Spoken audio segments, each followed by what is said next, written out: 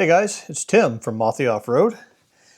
I'm in a bit of a pickle tonight. I had a customer who needs his SR240 put on his roof tomorrow morning, and we need some brackets to put it on there, some custom brackets. He's got a little bit of a different kind of roof rack that I wasn't expecting, and my off-the-shelf brackets that I normally make are not going to work out. So what we needed to do was make some custom brackets for him. And as it would turn out, the guy that normally laser cuts and CNC bends my custom brackets could not make these tonight or this week. It's kind of a last minute sort of deal, right? So what we need to do is make 4 of these guys. This is just a 3/4 inch offset. Making it out of just some 2" by 1/8 inch flat bar. Don't normally do this kind of thing. I just got this at Home Depot. I don't normally do that. I usually use sheets of stuff, laser cut everything. But like I said, we're in a pickle, and we're going to do this as a temporary stopgap to get him loaded up. He's got a show to go to tomorrow, so he needs to have his solar rack mounted. Yeah, so I wanted to share this with you guys because the fact that I've been able to get this far and I've made 3 of these now. I've got 1 more to make, and I wanted to be sure to share this with you guys. The fact that I've made it this far is it blows my mind. I can't believe that this has actually worked out. So whenever I design these brackets, I design everything in Fusion to begin with. I did that with these, sent them off to the guy, and he said, well, sorry, I can't make those. Crap. That's my fault. I should have asked him sooner. But what that means is I've got to figure out how to do it. And so I had no idea what to do. Right? I don't want to go buy a press brake thing to bend them properly. I just didn't want to do that. So instead of spending all the money on a new big piece of equipment that I'm going to use a couple of times, I decided I'm going to figure out how to do this using my 3D printer and some ingenuity. So what I did was I took this design that was already made in Fusion, and I basically just extended it out either direction and made a big pair of blocks out of it and sent those off to the 3D printer. So these are printed in solid PETG. They're really heavy. Each one of these takes about an 1/8 of a roll of filament, and I made 4 of them, so I burned through half a roll of filament that I had just put on my printer like last weekend. So that's fun. But anyway, yeah, so I'm going to try this out, or I tried this out tonight, and surprisingly, it worked really well. It's not a perfect outcome, but also this isn't perfect metal, and not a perfect process, but man, this is pretty darn good. And once it's sanded down real good and spray painted a little bit, it'll be great. So, whatever. So yeah, I'm gonna go from this into this, using this. So, all right, let's get started.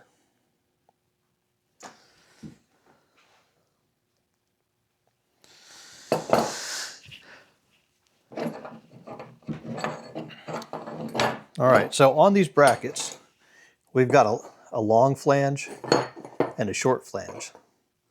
Long flange goes on the roof rack, short flange goes on the solar rack. So that's why this die looks a little bit offset. It is offset because you got a wider spot here than you have here. So what we're going to do is start with clamping down this side. I'm going to run 2 bolts in here up from the bottom.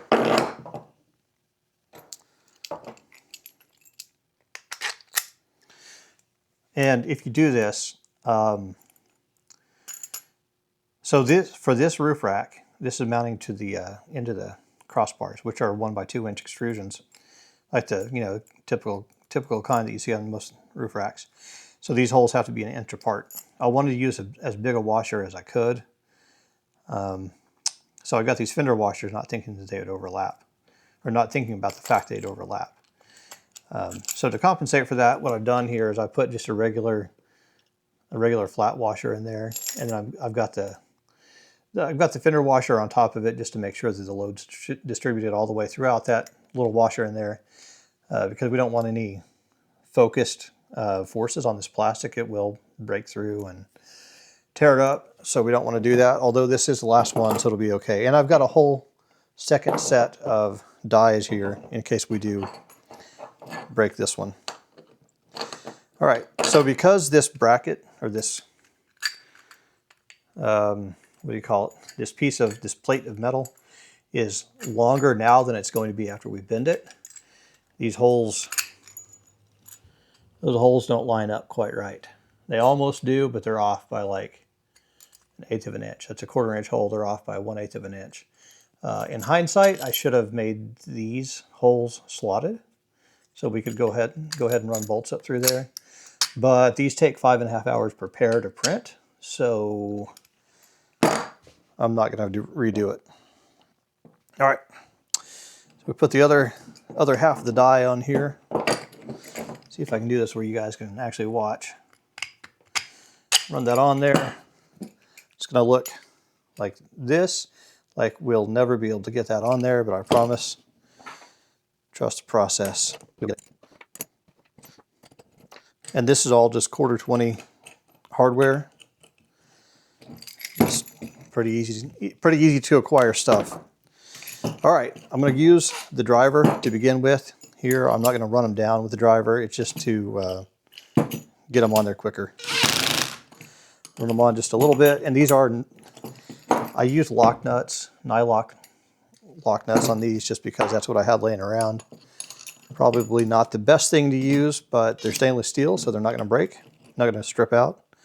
But the bad thing is, this thing has to hammer them all the way down. So it feels like they're tighter than they actually are. All right, I've got that going a little bit. Now I'm going to switch over to my, oh, that's not even clamping yet. I'll switch over to my manual wrench. Oh yeah, that's not very tight at all.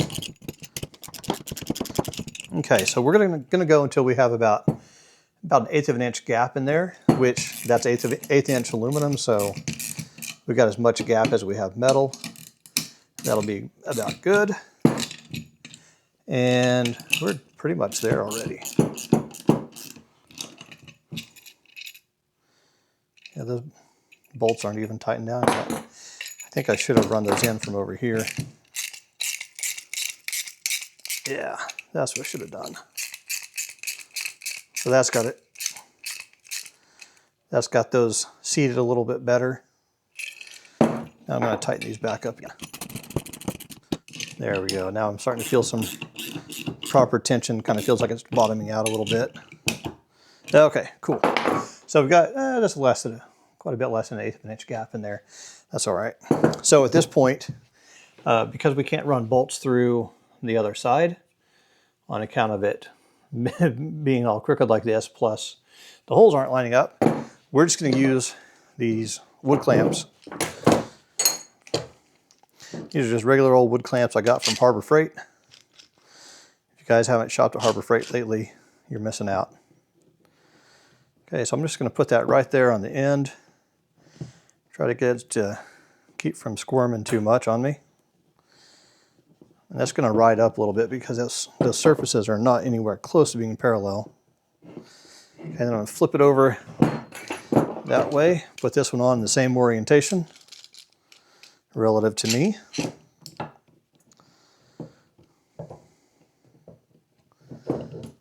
Oh my gosh, they didn't do a darn thing. Okay, let's back up a second here.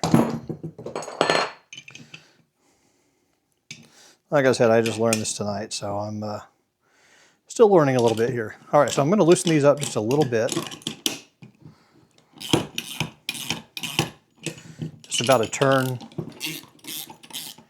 and a half each. And see if that lets us get these sides or these faces a little bit more parallel to each other so they're clamps. Don't go running away. Yeah. Oh, something just broke.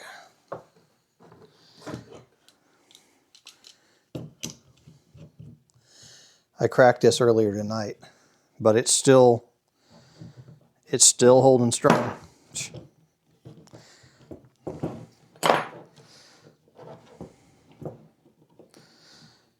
Okay, there we go. Now we're getting somewhere. All right, so we're getting that sucked in a little bit. You can see that the bracket's just barely starting to bend in there. We want to do it both sides of this, like both sides this way, real consistently, so that we're not twisting on those dies. If there's too much twist on there, they'll just shear. You might be able to see the print lines right there. So if we do too much force on one side or the other, they're just gonna split right down the middle there.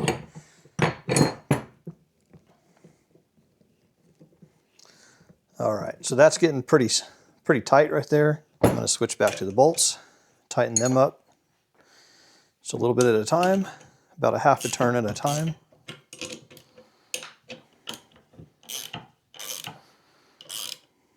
That actually felt really loose, so I'm going to keep on going.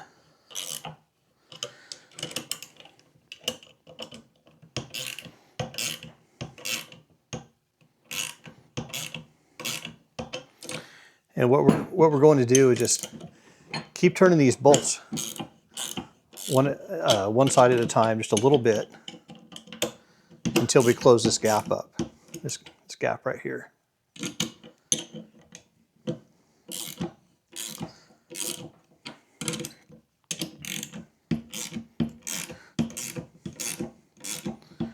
We're just about there.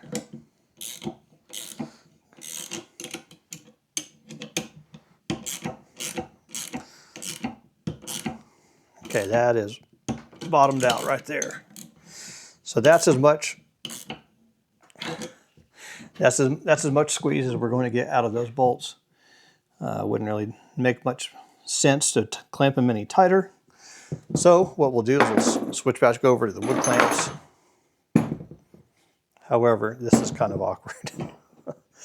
All right, so we'll try to close up the rest of this gap right here.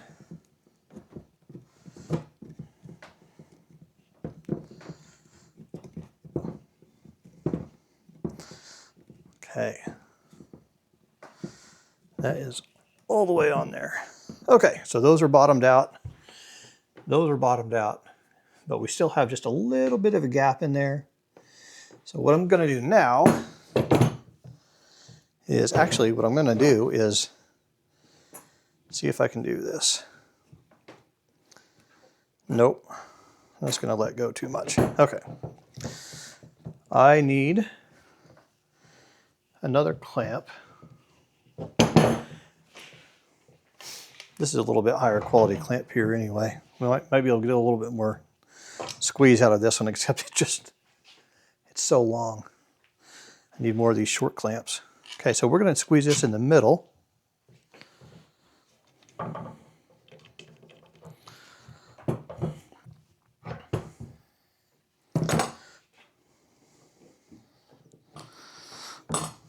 Yeah, I don't know if you can see it or not, but that blue wood clamp is really twisting. It's at its limit. This red one's supposed to be a lot better clamp. All right, so I'm going to take these off and see if I can get the bolts to run through the die and the bracket now. I should be able to. It's getting sort of lined up. So I'm just going to get this kind of started. Then I'll run it in with the driver. All right. Went in like a champ.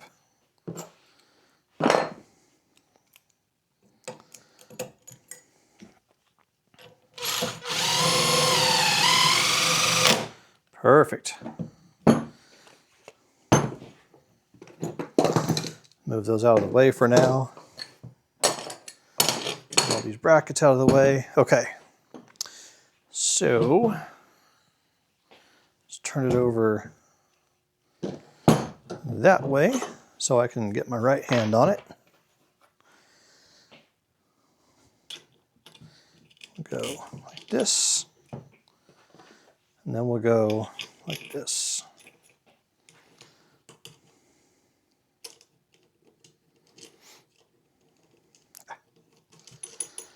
There we go.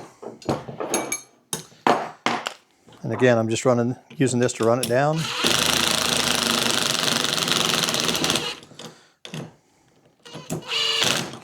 Not tightening anything with the driver.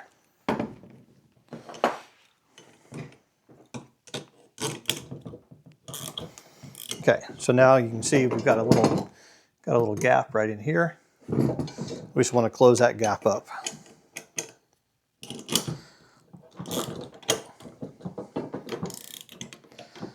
Having this giant clamp on here sure is awkward.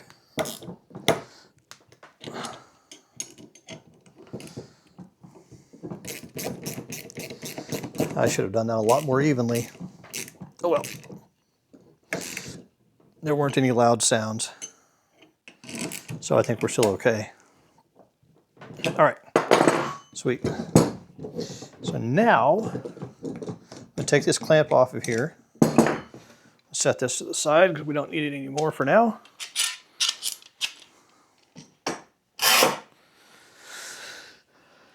So now we're really close.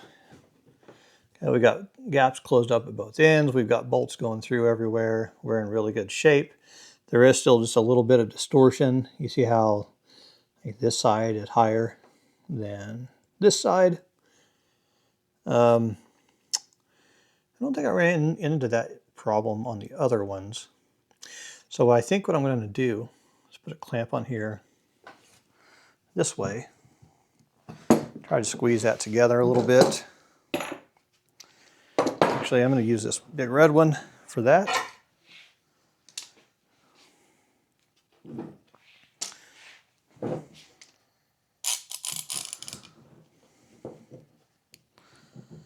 Get that pretty well centered there.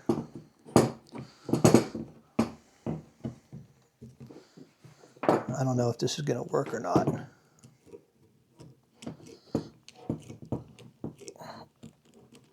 That feels pretty well bottomed out right there. Okay, cool. So we got that on there. The last thing I want to do is take these other two clamps. We're going to clamp right here in the middle to try to close up the gap on the slanted part of the bracket.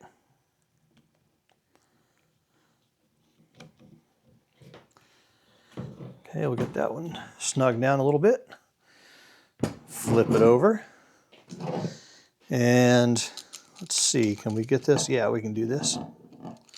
So we want to back this all the way out like that, and then slide it on. So that way we've got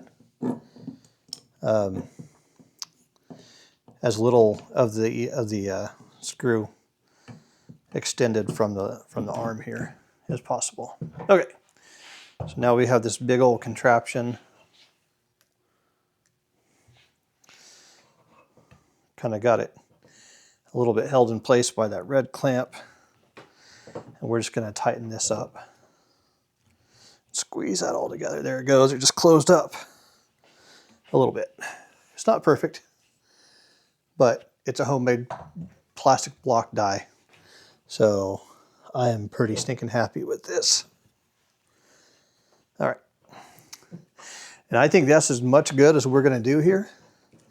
So let's take this out, or take these off of here. See how we did. Set those off to the side. Unscrew this guy.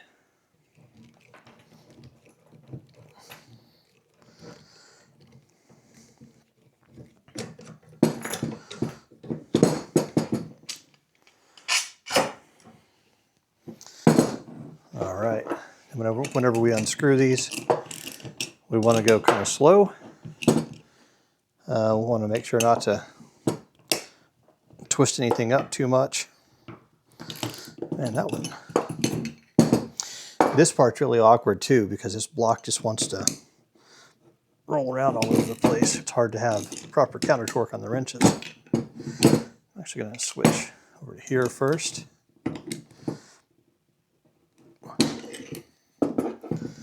My gosh.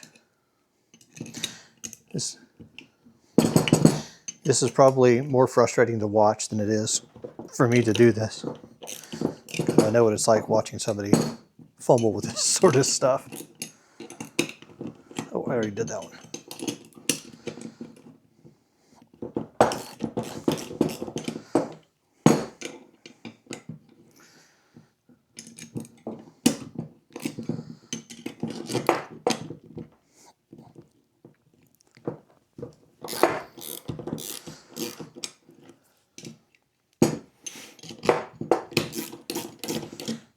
Okay, I think we're pretty good here. Everything's getting loose pretty quick.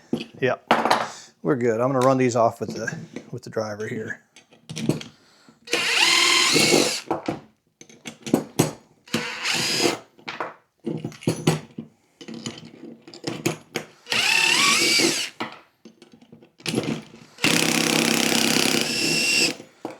That one's still a little bit stiff.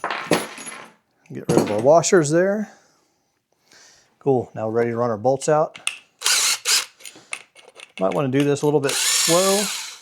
Let's see, today. Yeah, there's a little bit of tension on them still.